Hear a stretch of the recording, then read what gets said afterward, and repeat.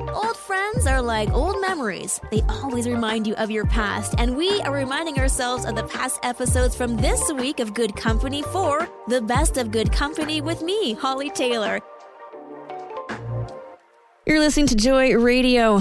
I'm Hollie Taylor, and a very interesting stat was released. 1 in 3 people in the U.S. believe that they have an idea that's going to make them rich one day.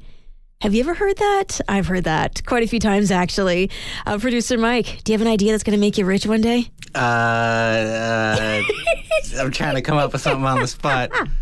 Brake lights on the front of a car.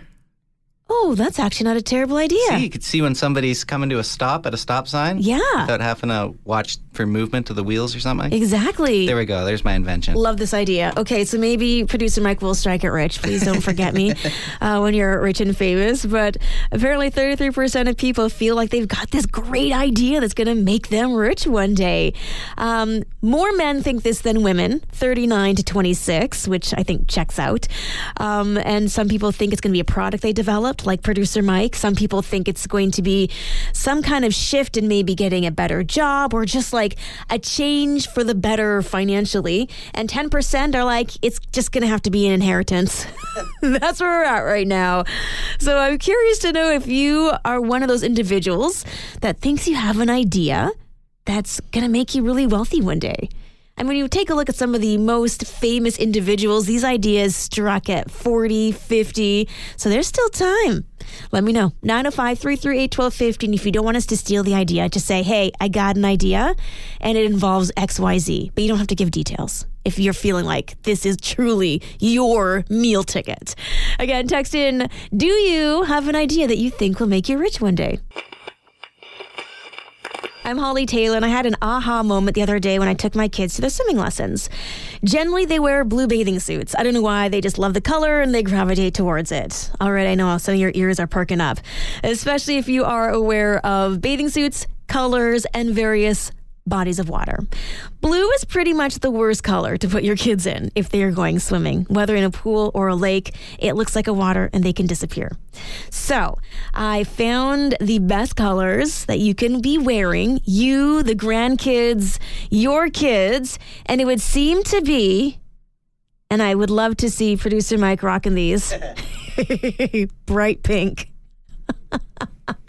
I just pictured myself some bright pink water wings. There you go. Waddling off to the end of a deck. Love a dock. it. Yeah. I love it. I can see it. Yeah, because that color works well in lakes or in a pool. Now, because a lake is generally darker in color and a pool is like a nicer aquatic kind of blue, different colors are going to do well. Like yellow does great in a lake, not so good in a pool. Orange also does, okay in both, so maybe you can wear some orange swimming trunks. I guess that's why the life jackets are the color they are, right? Yeah, exactly. So you can spot them easily. Yeah. Red, better in a pool. Black, better in a pool. Black, white, not so good in the lake. Okay, so I'll leave my zebra print swim trunks at home. It says camo. Like no one's finding you but the fish. Okay.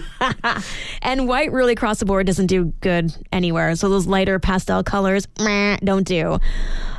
So just kind of a cool little guide to see which colors work best. So stay to the bright ones. Orange and bright pink. I'm Hollie Taylor, and here's a couple of fun things to ponder over.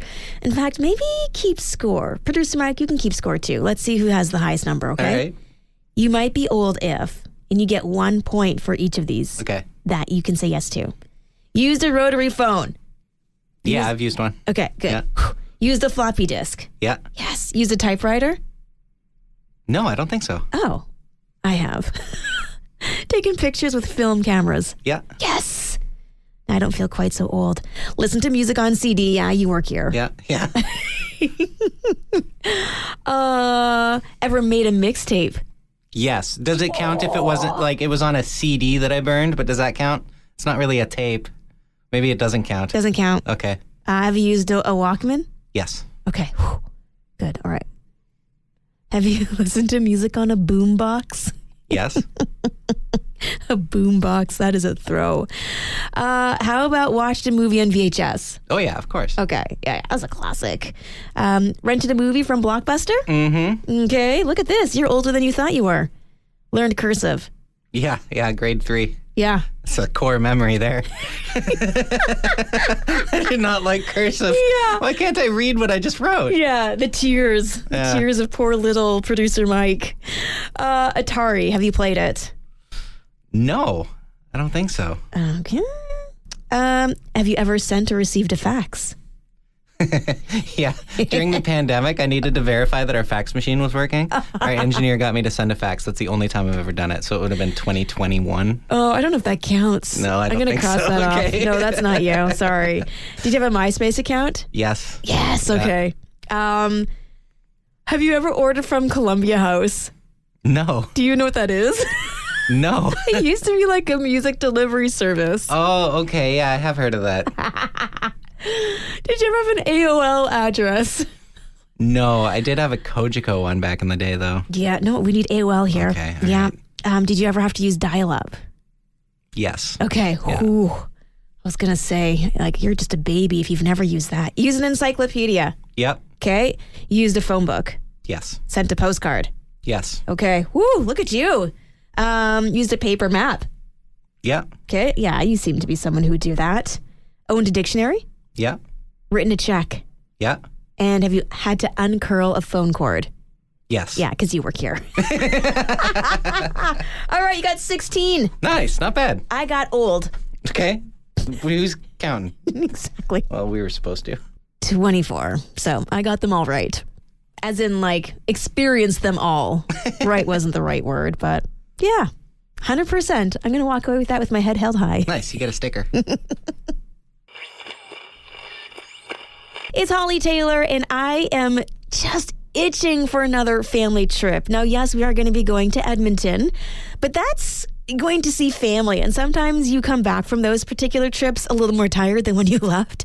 I mean, so many people to see, so many things to do, a lot of responsibilities. So I just want to go on a trip where I don't know anybody and we're just going to have fun. So we are slowly chipping away a few dollars here and there to try to get to Orlando in 2 years. So this is a family trip that we are working on. Maybe you're working on a trip and you're saving away a little bit here and there and everywhere. Where are you going? Producer Mike, let's say you've got a trip I can't say it. A trip jar. Why is it hard to say? Because it sounds so similar to a tip jar. That's true, but it's a trip jar. Yeah. Where are you going? You know what? My destination is also in Florida. Oh, okay. Very, very close. Wait. Let yeah, me guess. You got it. NASA. Yeah. Yes, nailed it. I'd love to see a rocket launch. I've never seen one before. Really? Yeah. That's so cool. I love that for you. Yeah, there's a... Not for me, though, but for you, absolutely. Fair enough. And then maybe check out Disney World, too. Okay. Never been there. You know what? You don't have to. No? You can just go to NASA and enjoy it, because I've been there and it's pretty cool. Okay, cool. Yeah. Have not seen a rocket launch, though. No, it seems impressive. I don't know. Well, the force of it? It's like, yeah, there's nothing more powerful on Earth. Maybe a hurricane. I would rather the rocket being launched than a hurricane, thanks. Yeah.